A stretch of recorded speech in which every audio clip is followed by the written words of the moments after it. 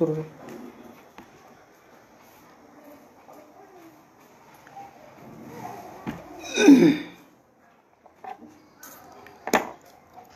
माझा आवाज येतोय का? येते सुरू आहे. अण्णासाहेब आले. सुरू झालं लाईव्ह. सगळ्यांना जय भीम, जय लहुजी, लाल सलाम. या जगाला शांतीचा संदेश देणारे महाकारुणिक तथागत भगवान गौतम बुद्ध, हिंदवी स्वराज्याचे संस्थापक कुळवाडीचे भूषण छत्रपती शिवाजी महाराज, क्रांतीवीर लहुजी वस्ताद साळवे, आरक्षणाचे जनक राजर्षी शाहू महाराज, शिक्षणाचे जनक महात्मा ज्योतिबा फुले, सावित्रीमाई, भारतीय राज्यघटनेचे शिल्पकार परमपूज्य डॉक्टर बाबासाहेब आंबेडकर. पृथ्वी ही शेषाच्या मस्तकावर तरली नसून ती दीनदलितांच्या, शेतकऱ्यांच्या, कष्टकऱ्यांच्या तळहातावर तरली आहे, असा महामंत्र देणारे जगदविख्यात साहित्यिक, कामगारांचे नेते कॉम्रेड अण्णाभाऊ साठे या महामानवांच्या विचारांना अभिवादन करून मी माझ्या फेसबुक लाईव्ह या कार्यक्रमाला सुरुवात करतो. मित्रहो, 3-4 महिन्यापासून जगभरामध्ये, देशभरामध्ये, या राज्यामध्ये कोरोनाचं संकट हे थैमान घालीत आहे. आणि म्हणून सामाजिक जाणीव असणारे माणसं हे घरात स्वस्थ बसू शकत नाहीत. आणि म्हणून या कोरोनाच्या महामारीमध्ये शासन मोफत गहू देते, तांदूळ देते. बरेचसे लोक गोरगरीब लोकांना अन्नदान करत आहेत, कोणी रक्तदान करीत आहे.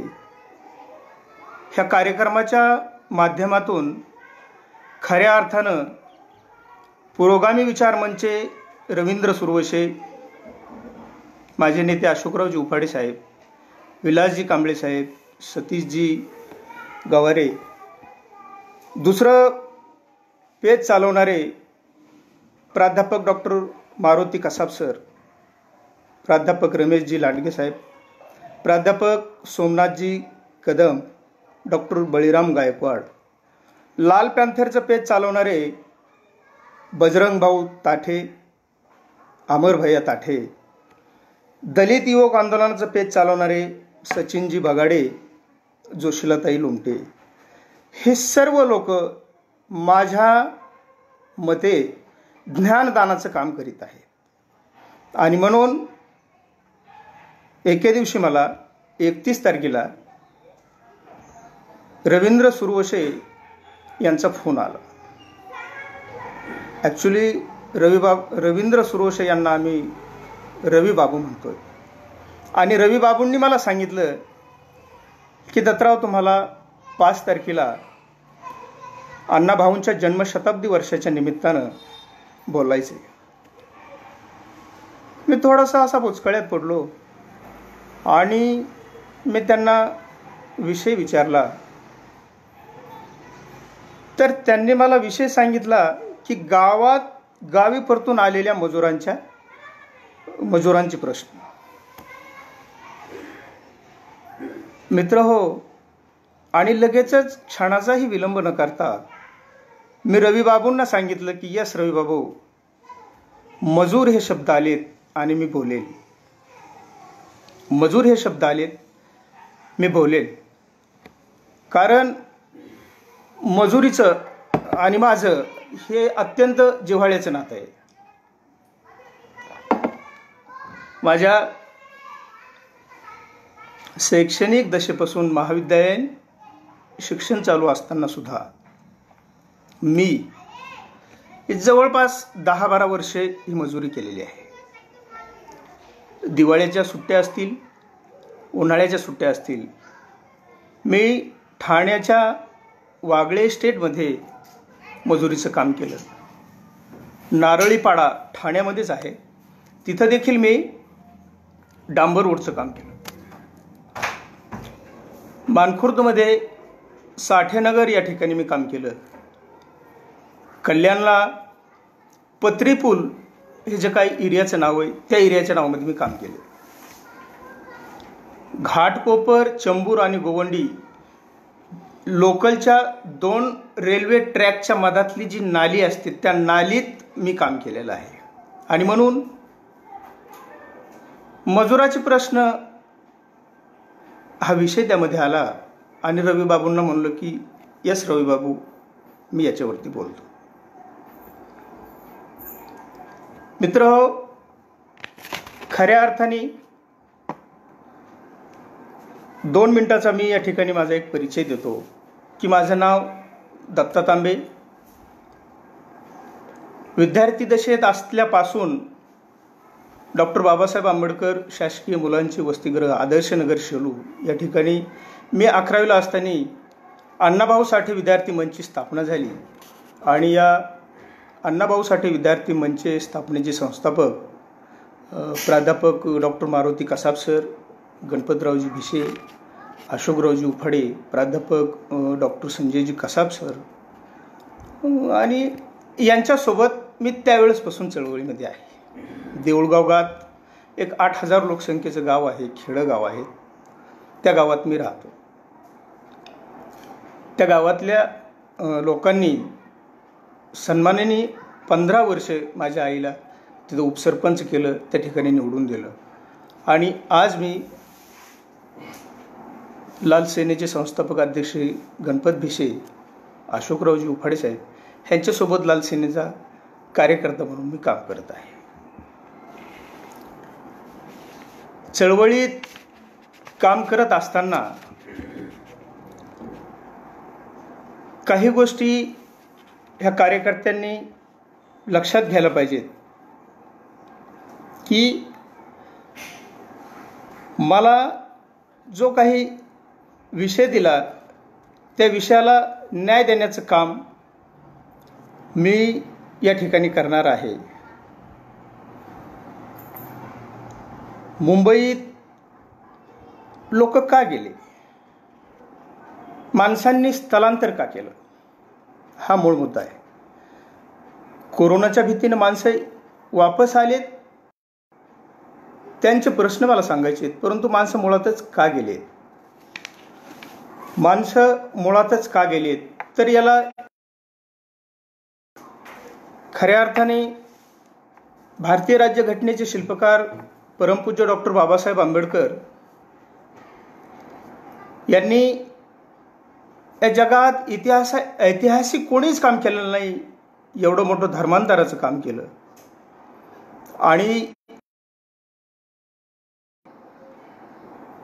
आणि त्यावेळेस दलित समाजावरती, ह्या गोरगरीब समाजावरती तुम्हाला धर्मांतर करायचंय का म्हणून खूप अन्याय अत्याचार झाले. आणि त्यावेळेस लोकांचं स्थलांतर झालेलं आहे. दुसरं स्थलांतर 1972चा त्या ठिकाणी दुष्काळ पडलेला होता. माझा तर जन्म 78-79चा, परंतु पूर्वज सांगतायत की 19 दुष्काळ पडलेला होता. आणि या दुष्काळामध्ये हातावर पोट असणाऱ्या माणसांची जनावरांपेक्षाही अशी बेहाल सुरू झालेली होती. आणि मग ह्या लोकांना खाण्यासाठी काय होतं, तर शासन यांना मेलूच्या भाकरी द्यायचं आणि त्याच्यासोबत तरवाट्याची भाजी, असे जनावरांपेक्षाही वाईट खाद्य. आणि काम काय तर एक पाठ होता, त्याला खंटी म्हणायचे. त्या खंटीला महिलेला 5 पैशाला एक मातीचं टोपलं वाहिल्याच्या नंतर एक 5 पैसे तिला मिळायचे आणि दिवसभर राबराब जनावरांनी राबल्याच्या नंतर तिला 3 ते 4 रुपये मिळायचे. आणि ह्या कद्र सुद्धा लोकांनी स्थलांतर केलेलं आहे. त्याच्यानंतर आणखीन एक स्थलांतर असं झालं 70 ते 80च्या दशकामध्ये मित्रो शेतात वीज आली. 70 ते 80च्या दशकामध्ये शेतामध्ये वीज आली. मोटेच्या जागेवरती मोटर आली. जे काही शेतकरी शेतामध्ये आपला बळीराम नांगर, कोळपणी, खुरपणी, नांगडणी हे जे काही हाताने करायचे तर त्या जागेवरती ट्रॅक्टर आला आणि मजुराच्या हातातली शेती ही यंत्राच्या हातात गेली. गावगाड्यात काम करणारा माणूस, जसं की बहुतांश लोक मातंग समाजाची ही दुर्डी विणायची, डाला विणायची. त्या दुर्डीच्या आणि डालाच्या जागेवरती प्लास्टिकचं टोपलं आले. झाडू विणायची, फड्याच्या जागेवरती प्लास्टिकचा झाडू आलाय. आणि अशा बऱ्याचशा आधुनिक गोष्टी आल्या, परंतु हातावर पोट असणाऱ्या माणसांना मात्र काम मिळणं हे कठीण झालं. आणि जिथं त्याची कर्मभूमी आहे, जिथं जन्मभूमी आहे, जिथं तो वाढला आहे, तिथून त्याला स्थलांतर करण्याची वेळ आली. खऱ्या अर्थाने धर्मांतराचा काळ असेल, नामांतराचा काळ असेल, बाबासाहेबांनी तर सांगितलंच होतं की बाबा की ज्या गावामध्ये तुम्हाला जनावरांपेक्षा जास्ती वाईट वागणूक मिळत असेल, कोणी सन्मान करीत असेल, त्या गावाला कशाला काडी लावायला राहताय तुम्ही, चला शहरांच्याकडे. मागं खूप एक मस्त लेख लिहिला होता कॉम्रेड गणपत भिशी साहेबांनी की गांधीजीचं कोणीच ऐकत नाही. लय मस्त, लय 3-4 वेळेस मी वाचला तो की गांधीजीचं कोणीच ऐकत नाही, परंतु आमच्या बाबासाहेबाचं मात्र आमच्या लोकांनी ऐकलं. आणि आमच्या लोकांनी खेडी सोडून शहराकडे धाव घेतली. तसेच अलीकडं आणखीन स्थलांतरित झाले. मग गावात म्हणजे MA BA झालेल्या मुलांना काही नोकऱ्या वगैरे लागत नव्हत्या. आणि म्हणून बरेचसे लोक हे मुंबई, ठाणे, पुणे, नाशिक, जळगाव, अमरावती अशा ठिकाणी स्थलांतरित झाले. जे मिळेल ते काम करायला सुरुवात केली. जिथं जागा मिळेल तिथं स्वतःचे झोपडे बांधले. काही लोकांनी किरायाने छोटे 10x10चे रूम केली. ह्या महानगरामध्ये अत्यंत चांगल्या पद्धतीनं मीठ मिरचू का होईना, परंतु हे लोक पोटाला पोटभर खाऊ लागले. कोणी वॉचमॅन झालं, कोणी प्रायव्हेट बँकेमध्ये कामाला गेलं, कोणी मिस्त्री झालं. परंतु नंतर या कोरोनाचा इतका हाहाकार माजला. बरं, कोरोना हा आणला कोणी? मित्र हो, माझ्यासारख्या कार्यकर्त्याची मावशी तर कुठं अमेरिकेला गेली नव्हती. मग चुलताय कुठं स्वित्झर्लंडला गेला, किंवा माझ्या गरीबातलं कोणीच असं बाहेर देशात गेलेलं नव्हतं. कोरोना तर तुम्हीच आणला ना हो, आकाशात उडणाऱ्या लोकांनी. कोरोना हा तुम्ही आणला ना आकाशात उडणाऱ्या लोकांनी. आमचं कोणीच गेलेलं नव्हतं ना कुठं. फार झालं तर आम्ही पोटाची खळगी भरायला नाशकापर्यंत गेलो, मुंबईपर्यंत गेलो, ठाण्यापर्यंत गेलो, पुण्यापर्यंत गेलो. परंतु त्या चीनला कोण गेले, त्या अमेरिकेला कोण गेले, त्या स्वित्झर्लंडला कोण गेले? तर ह्या गरिबांचे होत असलेले हाल ह्यांना हे श्रीमंत जबाबदार आहेत, असं माझं स्वतःचं मत आहे. बरं, माणसं पुन्हा गोविंदाने त्या त्या शहरात त्या त्या ठिकाणी आनंदाने राहत होते, हो, राहू लागले. परंतु रोग तर हा तुम्हीच आणला या ठिकाणी. आणि मग इथून गेलेल्या श्रमिक माणसांनी त्या मुंबई, पुणे, ठाणे, कुलाबा असेल, CST असेल, वरळी असेल, घाटकोपर असेल, मुलुंड असेल, या ठिकाणी तुमच्या टोले जंग इमारती या कष्टकऱ्यांच्या हाताने बांधल्या. त्यांना प्लास्टर केलं, त्यांना रंग दिला, त्यांच्या लायटाची सजावट केली, त्यांना दारं खिडक्या श्रम करणाऱ्या हातांनीच बसवली. त्याच फ्लॅट्समध्ये, त्या बिल्डिंगमध्ये, त्या बंगल्यामध्ये गोजीरवाने राहणारे तुमचे लेकरं, तुमची बायको, ह्यांच्या धुण्या भांडीचं काम आमच्या बायांनी केलं, मजुरांच्या बायकांनी केलं. नाही ते केलं. तुमच्या लेकरांचे ढुंगणं धुतले, बरं का. बाळांतीन झालेल्या तुमच्या बायकांच्या, आमच्या बायकांनी 6-6, 3-3 महिने मालिशी केली. म्हणजे एकतर खेड्यापाड्यातून सुद्धा गुलामगिरीचेच कामं करून, ती लाथाडून, ती नाकारून आम्ही पोटाची खळगी भरण्यासाठी, स्वाभिमानी पोटाची खळगी भरण्यासाठी तुमच्याकडे आलो. आणि इथं सुद्धा मोबदल्यात का होईना, परंतु संपूर्ण जीव ओतून आम्ही तुमच्या घरादाराची, स्वच्छतेची, सगळ्या गोष्टींची काळजी घेतली. आणि कोरोनाचं हे संकट आल्याच्या नंतर 10-10, 20-20 वर्ष एक बाई तुमच्या घरात फॅमिली मेंबर म्हणून वावरणारी, कष्ट करणारी, क्षणात तुम्ही तिचं नातं तोडून टाकले. आणि बाई, तू इथून निघून जा. अरे 5-10 दिवस कुत्र्याच्या पिल्याला एका भिकाऱ्या माणसाने जरी भाकर टाकली,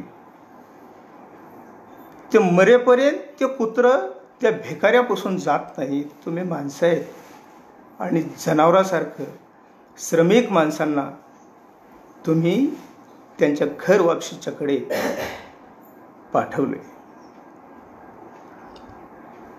गुणागोविंदाने पोटा पाण्याचे प्रश्न मिटलेले मजूर मित्र हे वापस निघले येतात. कोरोनाच्या भीतीनं वापस निघलेले आहे. आणि इतके हाल झालेले आहेत त्यांचे, इतके हाल झालेले आहेत त्यांचे की जनावराही पेक्षा वाईट. उन्हाळ्याचे दिवस, पाणी नाही प्यायला, चपला नाहीत पायामध्ये, छोटे छोटे लेकरं आहेत. माणसं चालता चालता उपाशी मेलेले आहेत. माणसं 1,000 किलोमीटरचा प्रवास करीत निघलेले आहेत. माणसं आज सुद्धा वाटेत आहेत साहेब, माणसं आज सुद्धा वाटेत आहेत. काही माणसं आलेत गावात आलेल्या माणसांच्या बद्दल मी बोलून 1-5 मिनिटं. परंतु माणसं जे वाटात आहेत त्यांची कैफियत मी सांगतो तुम्हाला.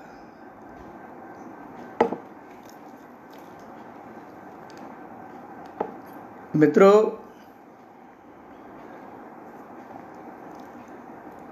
आदरणीय भारताचे पंतप्रधान मोदी साहेब व त्यांची सर्व भाजपा, हा देश, हा भारत देश महासत्ता बनवण्याचे स्वप्न पाहत आहे. आदरणीय मोदी साहेब, लाख लाख, हजार हजार, करोडो शुभेच्छा आहेत. या श्रम करणाऱ्या हातांच्या तुम्हाला करोडो शुभेच्छा आहेत. देश माझा बी आहे. महासत्ता तू म्हणला पाहिजे. देश माझाही आहे. उभं राहिलेलं आहे. परंतु मोदी साहेब थोडंसं तुमचं लक्ष गरिबांच्या प्रवासाकडे जावा म्हणून तुम्हाला काही गोष्टी सांगतो. माझ्या जिल्ह्याला खेटून जालना जिल्हा आहे. जालना जिल्ह्यामध्ये एका खाजगी कंपनीमध्ये 19 मजुरं हे काम करायचे. 19 मजुरं काम करायची. आणि त्यांना कुणीतरी सांगितलं की औरंगाबादवरनं भुसावळला जाणारी एक ट्रेन आहे म्हणून. भुसावळला ते जाणार होते. आणि संध्याकाळी माझ्या हिशोबाने 11:30-12च्या दरम्यान ते जालन्यावरून करमाडपर्यंत आले. खूप उपाशी, थकलेले, शिनलेले, भागलेले असे लोक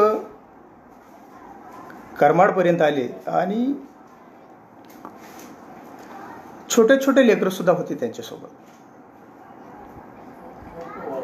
छोटी छोटी लेकरं त्यांच्यासोबत होती. आणि 4-2 लोक त्या रेल्वे ट्रॅकवरती शिणून भागून असे बसले. त्यांच्या नादाई जितके काही सोबत आलेले होते 4-2 लोक थोडेसे ट्रॅकच्या बाजूला बसले आणि बाकीचे लोक ट्रॅकवरच बसले.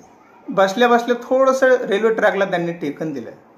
टेकन दिल्या श्रम करणारे माणसं, बराचसा प्रवास झालेला होता, भोक्याने व्याकुळ आणि वरती टेकन देता लागला.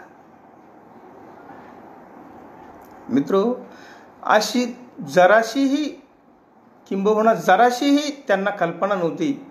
कारण त्यांना एक ठाऊक होतं की पूर्ण रेल्वे सेवा ही बंद झालेली आहे. पूर्ण रेल्वे सेवा ही बंद झालेली आहे आणि रेल्वे आता येणारच नाही. रेल्वे आता येणारच नाही हा विचार त्यांच्या मनात होता. त्यांना डोळा लागला आणि मालगाडीचे क्षणात डबे आले. होत्याचं नव्हतं झालं. हाडामासांचा चिखल झाला आणि सगळा हाहाकार माजला. मोदी साहेब महासत्तेचं जे स्वप्न बघत आहेत ना, तर मी 1-2 मुद्दे प्रवासाच्या मुद्दाम सांगत आहे. हा जालन्याचा एक मुद्दा. रक्तमासाचा चिखल झाला अक्षरशः. कोण्या माणसाचं धड कोण्या माणसाच्या अंगावरती येऊन पडलं हे अजिबात कळेनासं झालं. परंतु माझ्यासारख्या कार्यकर्त्यांनी तिथं पडलेल्या 2-3 भाकरी मात्र बघितल्या.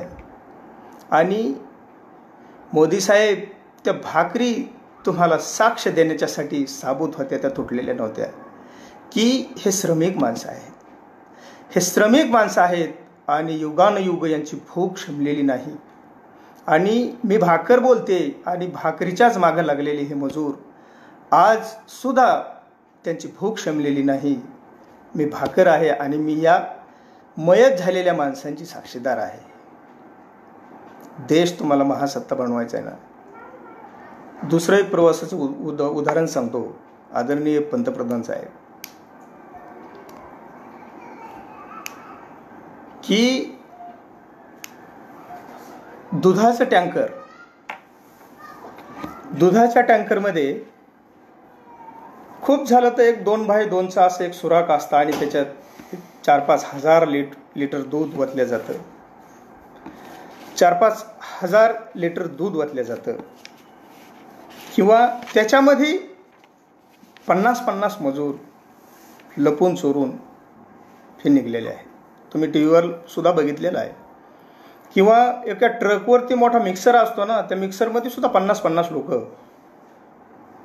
हे निघालेले आहे. हे झाले 2 मुद्दे. धम्मसंगीनी रमा गोरख आंबेडकरी चळवळीतल्या ह्या नेत्या आहेत आणि मागं मी त्यांची एक पोस्ट बघितली की एक महिला चालत चालत एका भारत मातेच्या चित्रावरती ती अशी चालत आहे आणि ती बाळंतीण झालेली आहे. खूप खूप असं बोलकं चित्र आहे. आदरणीय रमाताईंनी दिलेलं आहे ते, धम्मसंगीनी ताई यांनी. आणि त्या चित्रामध्ये त्या बाळाचा नाळ जो आहे तर त्या मजूर महिलेच्या पोटात आहे. बाळाचा नाळ मजूर महिलेच्या पोटात आहे आणि त्याच्याकडे आलेला नाळ त्याच्या बेंबीमध्ये आहे. तो तोडलेला नाही, तो कापलेला नाही, तो जशाला तसा साबूत आहे. तिच्या डोक्यावरती एक गाठोड आहे. श्रमिक आहे, ती मजूर आहे, मजुराची बायको आहे आणि तिच्या हातात ते बाळ आहे.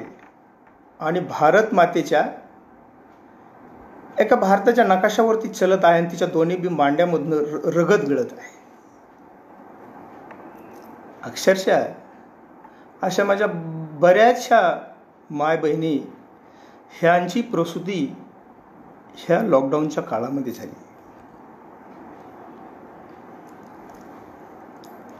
आणखीन एक उदाहरण मोदी साहेब, हे झाली गरीब माणसांची उदाहरणं.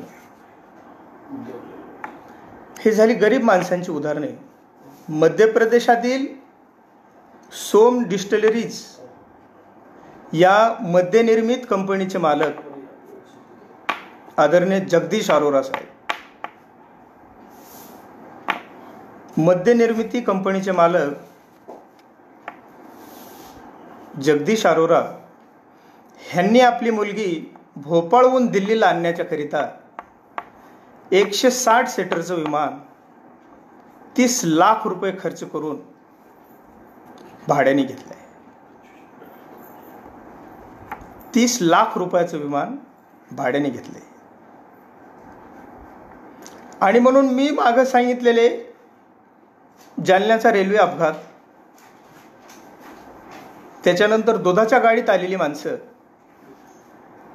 आणि ह्या विमानामध्ये आलेली माणसं, ह्याचं थोडंसं तरी असं अंतर मोदी साहेब कमी करा ना. देश महासत्ता बनेल हो, देश महासत्ता बनेल.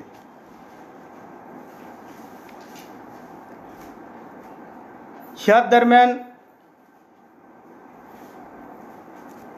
हे झाले मजुरांच्या प्रवासातले मध्यभागीचे हाल. परंतु जे मजूर गावात आलेली आहेत, तर त्या मजुरांचे काय हाल आहेत यावर मी काही मिनिट बोलतो. मित्र, शिकल्या सवारलेली मुलं तिकडून इकडं आलेली आहेत. तिकडं गेल्याच्या नंतर हॉटेलमध्ये काही काम करत होते, बेकरीमध्ये, मोबाईल शॉपीमध्ये, काही वॉचमॅन लोक होते, खाजगी बँकेत नोकरी करायचे, काही महाविद्यालयीन शिक्षण घ्यायचे. इथं आल्याच्या नंतर एवढे मोठे प्रश्न तयार झालेले आहेत. ग्रामीण भागामध्ये आल्याच्या नंतर खूप खूप खूप मोठे प्रश्न निर्माण झालेले आहेत. कारण जीवाच्या आकांताने येते वेळेस ती माणसं फक्त अंगावरच्या कपड्यावरती आलेली आहे. त्यांची भाकरीची थाटी, तवा, चमचा, पळी, भगुनं, थाट्या, वाट्या, पाणी प्यायचं डेरकं, गोदडे, स्वतःचे कपडे, हे काही आणलेलं नाही. त्यांनी काही सुद्धा आणलेलं नाही. आणि मग ही माणसं गावाकडे आली. गावाकडे आलेली माणसं यांची उपाययोजना ही शासनाने तशी करायला पाहिजे होते, परंतु काहीच नाही. शासनाच्या योजना देखील इतक्या अवसानघातकी आहेत की खऱ्या अर्थाने पहिल्यापासूनच ह्या योजना जर अस्तित्वात आल्या असत्या किंवा गरीबातल्या गरीब शेवटच्या माणसापर्यंत योजना जर पोहोचली असती तर त्या माणसाला ॲक्च्युली जाण्याची तिकडे गरजच नव्हती. योजनेमध्ये लोकशाहीर अण्णाभाऊ साठे विकास महामंडळ हे एक आहे, त्याच्यात खडकून आहे. ओबीसींच्यासाठी महात्मा ज्योतिबा फुले विकास महामंडळ आहे, तिथं सुद्धा खडकून आहे. दादासाहेब गायकवाड सबलीकरण योजना काढली शासनाने. मला नाही वाटत की अत्यंत गरीबात गरीब मजूर असेल, भूमिहीन असेल, कष्टकरी असेल, अशा दलित माणसाला ती जमीन अजिबात मिळालेली नाही. ज्या माणसाने जिथं जिथं लग्गे लावले अशा माणसांना त्या जमिनी क्वचित मिळालेल्या आहेत. परभणी जिल्ह्याच्या कलेक्टर साहेबांच्याकडे एके दिवशी मी गेलो. साहेब म्हणलो, दादासाहेब गायकवाड सबलीकरण योजना ही आपण खूप मोठ्याले बॅनर लावून या भाजप सरकारने या ठिकाणी हे केलेलं आहे. 120 एकर गायरान माझ्या देऊळगाव गातमध्ये आहे साहेब. कशाला इतके मोठे कुटाणे करायचे म्हणलो. समोरच्या माणसाची जमीन घ्यायची, तो देतो का नाही देतो, त्याच्या बायकोचं शपथपत्र, त्याच्या मुलीचं हमीपत्र, त्याच्या मुलाचं हमीपत्र, हे सगळे कुटाणे करण्यापेक्षा साहेब 120 एकर जमीन आहे म्हणलं माझ्या देऊळगाव गातमध्ये. 2-2 एकर जमीन द्या ना तशीच. आम्हाला तुमचे पैसेही नको, तुमची योजना नको, काहीच नाही. 1985चे पुरावेत आमच्याकडे, 86चे 85 पीक पेऱ्या आहेत, सगळ्या गोष्टी आहेत म्हणलं त्या गायरानाच्या. परंतु योजनेच्या नावाखाली गरीब समाजाला झुलवत कसं ठेवायचं हे चांगल्या पद्धतीनं शासन करीत आहे असा माझा आरोप आहे. इथं आलेल्या लोकांना सरकार 5 किलो मानसी तांदूळ द्यायले. आता 5 किलो तांदळाची एका घरात 6-7 माणसं असले तर त्याची काही गंजी करून प्यावा का अंगाला लावा तेच काही वेळ लागेल. मुंबई, पुणे, ठाणे, नाशिकहून आलेल्या माणसांच्याकडे स्वतःची शिधापत्रिका नाही. ज्या शिधापत्रिका आहेत तर त्या मुंबईच्या आहेत. मुंबईत तर लोक राहू देत नाहीत. मग इकडं आल्याच्या नंतर खूप खूप खूप असे प्रश्न आहेत त्यांचे की मुलाचं शिक्षण आता होतेच का नाही. महाविद्यालयीन शिक्षण आहे, शालेय शिक्षण आहे, खाण्याचे वांदे आहेत, भाजी आहे तर भाकर नाही, भाकर आहे तर भाजी नाही, हाताला काम नाही. प्रत्येक गावामध्ये 500 मजूर आलेले आहेत. अगोदरच पहिल्याच मजुरांना काम नाही, उरपटी पुन्हा हे आलेले आहेत. बरं, अचानक हे आल्याच्यामुळं ह्यांच्याकडे पैसे सुद्धा नाही आहेत आणि फक्त अंगावरच्या कपड्यावरती हे लोक आलेले आहेत. आणि म्हणून शासनाने किमान ह्या योजना जरी आता ह्यांना दिलेल्या नाहीत किंवा अगोदरच्या योजना ह्या सक्सेस जरी झालेल्या नसल्या तरीही किमान वेतन म्हणून हे 3-4 महिने का व्हायना प्रत्येक मजुराला एक 3-3 हजार रुपये महिन्याला का व्हायना हे द्यायला पाहिजे. आलेल्या मजुरांचे हे खाण्यापिण्याचे, राहण्याचे, घराचे, दाराचे, कपड्या लत्याचे हे तर हाल आहेतच. परंतु माझ्या ग्रामीण भागाची परिस्थिती जर घेतली की तिकडून आलेलं एक कुटुंब आणि इकडून त्या कुटुंबाचा द्वेष करणारे एक कुटुंब, हे एक 5 मिनिटामध्ये मी तुम्हाला सांगतो की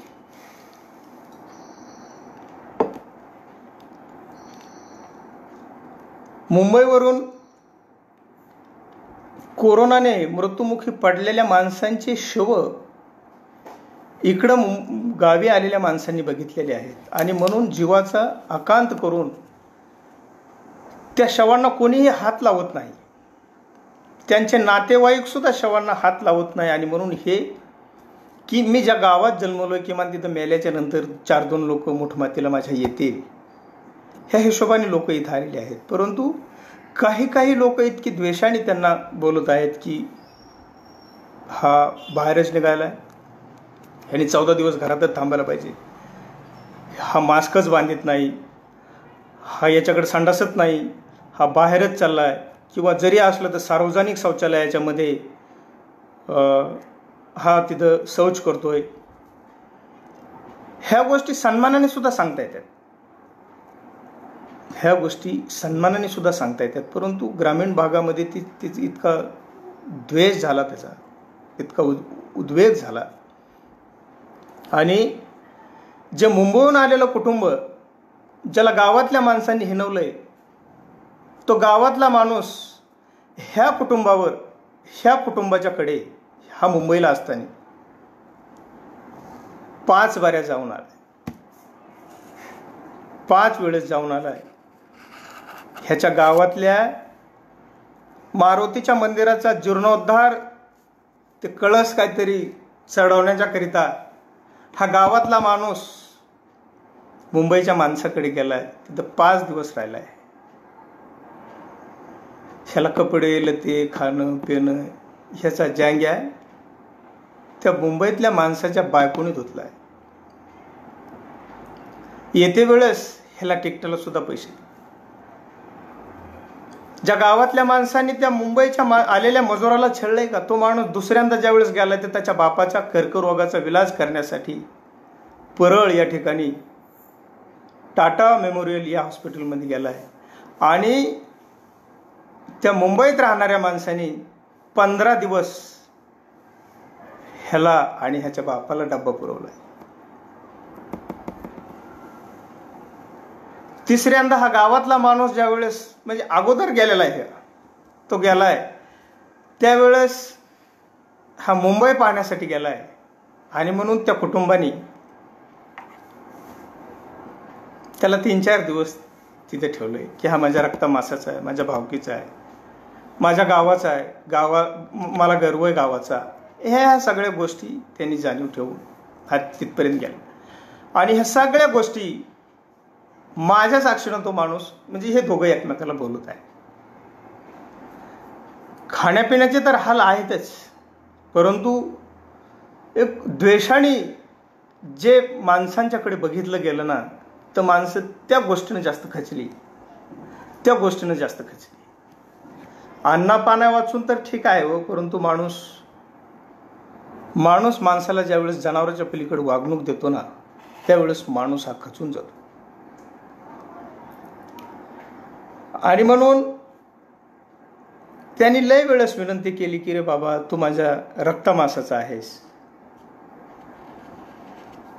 तुला खूप मी मदत केलेली आहे, मी तुझं उन्ह दुनं उचकणं काढीत नाही, परंतु मी ज्या परिस्थितीत आलोय आणि तू त्या परिस्थितीत मला इतक्या द्वेषाने बोलतोयस, मला भांडतोयस, हे काय तुझं बरं नव्हतं. आणि आज ना उद्या जाईल रोग. मी सुद्धा स्थिरावलोय मुंबईला. रोग हा काय अंगाला चिटकून राहणार नाही. माझ्या हा रोग गेल्याच्या नंतर माझ्या संसाराचं देऊळ पुन्हा मी नव्याने उभं करीन आणि तुझ्या गावावर काडी टाकायला सुद्धा येणार नाही. ही भावना आहे मित्र. या ठिकाणी गरीबात गरीब माणूस की 2 छटाक तुरीची डाळ शिजवून त्यामध्ये 8-10 हिरव्या मिरच्या फोडून खळखळ त्याला फोडणी देऊन त्याचा पूर्ण परिवार आनंदाने खातो, समाधानाने झोपतो. परंतु निर्लज्ज असणाऱ्या ह्या शासनाच्या योजना, हे तांदूळ द्यायलेत, काय करायचंय? तांदळाला मीठ लागत नाही, हळद लागत नाही, तेल लागत नाही, मिरे लागत नाही, लसूण लागत, हळद लागत नाही, अद्रक लागत नाही, काय लागत काय नाही. आणि मग काय करायचे नसते? तांदूळ. मित्र हो, हे असे हाल आहेत की एक कवी बनतो की गुजर जाएगा वक्त ही तो है, गुजर जाएगा, मुश्किल बहुत है मगर वक्त ही तो है, जिंदा रहने का ये जो जज्बा है फिर उभर आएगा, गुजर जाएगा वक्त ही तो है, गुजर जाएगा. माना मौत चेहरा बदल कर आई है, माना मौत चेहरा बदल कर आई है, माना रात काली है, भयावह है, गहराई है। लोग दरवाजों पे, रास्तों पे रुके बैठे हैं। लोग दरवाजों पे, रास्तों पे रुके बैठे हैं। कई घबराए हैं, सहमे हैं, छिपे बैठे हैं। मगर यकीन रख, ये बस लम्हा है, 2 पल में बिखर जाएगा। जिंदा रहने का ये जो जज्बा है, जिंदा रहने का ये जो जज्बा है, फिर असर लाएगा। मुश्किल बहुत है मगर वक्त ही तो है, गुजर जाएगा, गुजर जाएगा। बाजार खाली, सड़कें सुनी, मोहल्ले वीरान है। बाजार खाली, सड़कें सुनी, मोहल्ले वीरान है। खाफ बर्फा है, हर तरफ लोग हैरान है। ये वो कहर है जो दुनिया को डराने आया, ये जो कहर है जो दुनिया को डराने आया, मगर नासमझ है जो इंसान को हराने आया। मगर नासमझ है जो इंसान को हराने आया। इतिहास गवाह है, ये मसला भी सुलझ जाएगा। इतिहास गवाह है, ये मसला भी सुलझ जाएगा। जिंदा रहने का ये जो जज्बा है, गुम हुआ है, टूटा नहीं। जिंदा रहने का ये जो जज्बा है, गुम है, टूटा नहीं। यही जज्बा फिर असर लाएगा। यही जज्बा फिर असर लाएगा, फिर उभर आएगा। मुश्किल बहुत है मगर वक्त ही तो है, गुजर जाएगा, गुजर जाएगा। आणि ह्या कवितेतली व्यथा त्या मुंबईवरून इथं येणाऱ्या ही मजुराची आहे. मित्रो, खऱ्या अर्थाने शासनाच्या योजनेच्या संदर्भात असा त्राग येतो, राग येतो. बहुजन युवा आंदोलन या संघटनेत काम करीत असताना लाल सेनेचे संस्थापक अध्यक्ष कॉम्रेड गणपतरावजी भिशे साहेब, आमचे नेते अशोकरावजी उफाडी साहेब, त्यांच्यासोबत मी होतो आणि आम्ही पाथरीचे बाबाजी आणि दुराणी साहेब हे माणूस तसा ह्यांचं काम केलं. आणि 2004 साली बाबाजी आणि साहेब हे आमदार झाले. आमदार झाल्याच्या नंतर शासकीय कमिट्यांची एक मीटिंग भरली आणि आदरणीय अशोकरावजी उफाडी साहेब, गणपतरावजी भिशे साहेब यांनी माझी शिफारस केली त्यांच्याकडे की हा आमचा ॲक्टिव्ह कार्यकर्ता आहे, चळवळीतला आहे, गरीब आहे वगैरे वगैरे. आणि बाबाजी आणि साहेबांनी ती मान्य केली. शेलू तहसीलच्या संजय गांधी निराधार योजनेवरती संचालक म्हणून मला 5 वर्ष त्या ठिकाणी काम करण्याची संधी मिळाली. खऱ्या अर्थाने हा विषय मी बोलणार सुद्धा नव्हतो, परंतु आदरणीय कांबळे साहेबांनी प्रस्तावनेमध्ये सुद्धा असं घेतलेलं किंवा पगारीचा वगैरे असा विषय संजय गांधीचा. मी रीतसर त्या ठिकाणी तहसीलच्या बॉडीवरती डायरेक्टर होतो आणि आदरणीय बाबाजी आणि साहेबांनी मला पूर्ण वेळ काम करण्याची, तो पूर्ण विभाग मला चालवण्याची संधी दिली. आणि अक्षरशः गरीब माणसांच्या मध्ये मी त्या संधीचं सोनं केलं. मित्र, त्या संजय गांधी निराधार योजनेमध्ये संजय गांधी निराधार योजना, इंदिरा गांधी निराधार योजना, श्रावणबाळ योजना आणि राष्ट्रीय कुटुंब अर्थसहाय्य योजना अशा एकूण 4 योजना आहेत. त्याच्यात विधवा, परित्यक्ता, अपंग, विधूर, वयोवृद्ध, शेतमजूर, दारिद्र्यरेषेखालील अशा कुटुंबांना, अशा गरीब आणि मजूर कुटुंबांना, भूमिहीन कुटुंबांना लाभ देता येतो. आणि त्यावेळेस रात्रंदिवस मी स्वतः ह्या माझ्या हातांनी संजय गांधी निराधार योजनेचे 7,500 फॉर्म भरले होते. 7,500 फॉर्म भरले होते. आणि फॉर्म भरल्याच्या नंतर त्या ठिकाणी बाबाजी आणि दोरानी साहेबांनी एक 5 मीटिंग घेतलेल्या होत्या आपण आपल्या सर्कलला. मी फक्त एका माझ्या शेलू तालुक्याचं सांगतो की ज्या तालुक्यात मी राहतो, ज्या तालुक्यात माझं गाव आहे, त्या तालुक्याचं सांगतो. 7,500 लोकांना 7,500 लोकांच्या मीटिंग्स घेतल्या, अशा वेगवेगळ्या सर्कल वाईज, गणा वाईज घेतल्या, काही गटा वाईज घेतल्या. आणि नंतर 2004 पासून ह्या सर्व लोकांचे अर्ज मंजूर झाले. आणि किंवा एखादं काम एखाद्या करेक्ट माणसाच्या हातात गेल्याच्या नंतर ही संधी मला तशी बाबाजी साहेबांनी, उफाडे साहेबांनी आणि गणपत भिशे साहेबांनी दिली होती. परंतु मित्रो, मी तुम्हाला आकडा सांगितल्याच्या नंतर तुम्हाला अतिशयोक्ती वाटेल आणि कोणीही माझ्या तहसीलला येऊन बघावं की मी भरलेल्या अर्जांच्यामुळे माझ्या शेलू तालुक्यातल्या, फक्त एका तालुक्यातल्या निराधार, विधवा, परित्यक्ता, विधूर, HIV ग्रस्त अशा लोकांना 90 करोड रुपये मिळालेले आहेत. 90 करोड रुपये मिळालेले आहेत. एके दिवशी 2004 पासून 4ला जे काही लाभार्थ्यांचे आमच्या माध्यमातून प्रकरण मंजूर झाले होते, अशा लोकांच्या पासबुक मी एक दिवशी तपासलं तर जवळपास 1.25 लाख ते 1,35,000 रुपये प्रत्येकी माणसाला असे पैसे मिळालेले आहेत. आणि हे सुद्धा माणसं मुंबईहून इकडं आल्याच्या नंतर खूप मोठा आधार झालेला आहे. मित्र, वार्धक्यामध्ये इतकं कुतरवडीचं जीणं असतं माणसाचं की ज्या वृद्ध महिलाला, वृद्ध पुरुषाला पगारी नाहीत, त्यांच्या सुनाबाळा मित्र सांभाळीत नाहीत त्यांना, किंवा ज्यांना आहेत त्यांच्यावर खरीखोटचं प्रेम जरी नसलं तरी 2 महिन्याला का होईना, 3 महिन्याला का होईना म्हातारीची पगार येणार आहे. आणि ती बायको नवऱ्याला सांगते की अहो म्हातारी जरा कणकण करली, तिला जरा दवाखान्यात न्या जाणार, किंवा म्हातारा जरा हुंबल्यावानी करायला, त्याला दवाखान्यात न्या जाणार. अशी आशाने का व्हायना, परंतु ह्या लोकांच्यावर ही लोक, घरातली नातेवाईक ही प्रेम करायला लागलेली आहे.